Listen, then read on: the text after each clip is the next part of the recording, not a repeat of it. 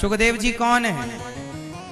ये सुखदेव श्री राधा रानी के शुक हैं। किनके शुक हैं ये? राधा रानी के। एक बार राधा रानी अपने शुक के साथ खेल रही थी। तोता, राधा रानी के पास एक तोता था।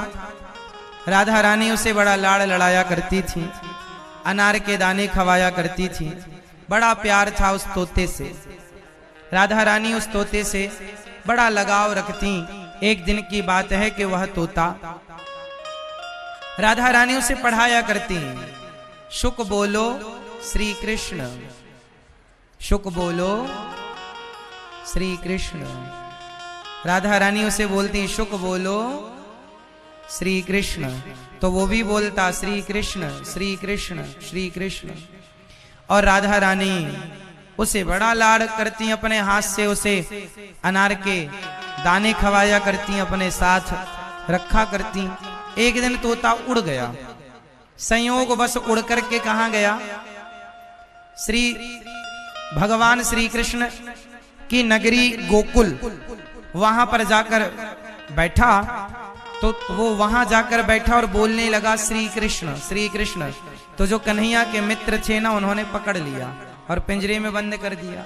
अब राधा रानी को सूचना मिली कि हमारा तोता कहीं चला गया है।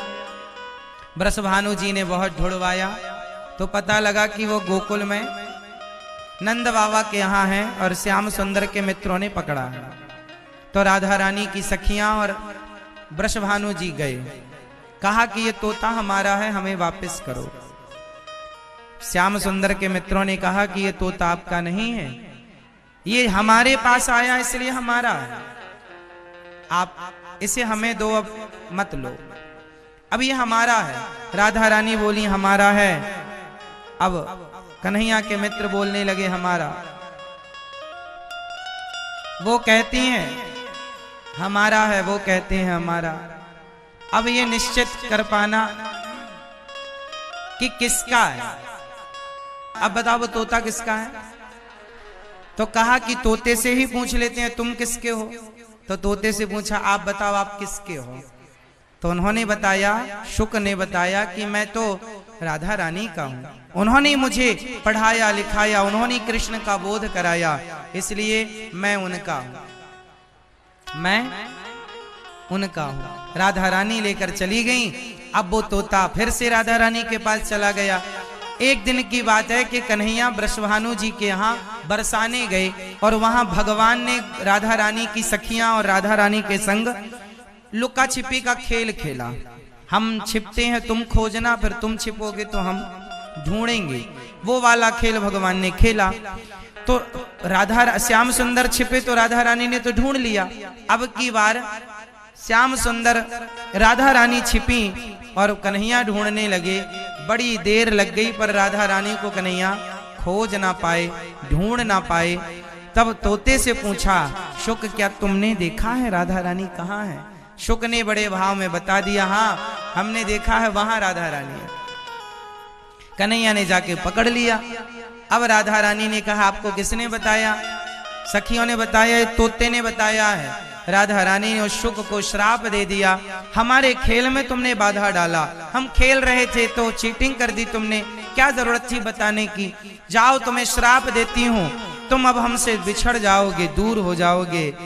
वो तोता चरणों में गिर पड़ा, हे माँ मुझे दंड ना दो, अपने से दूर ना करो, अपने से दूर ना करो।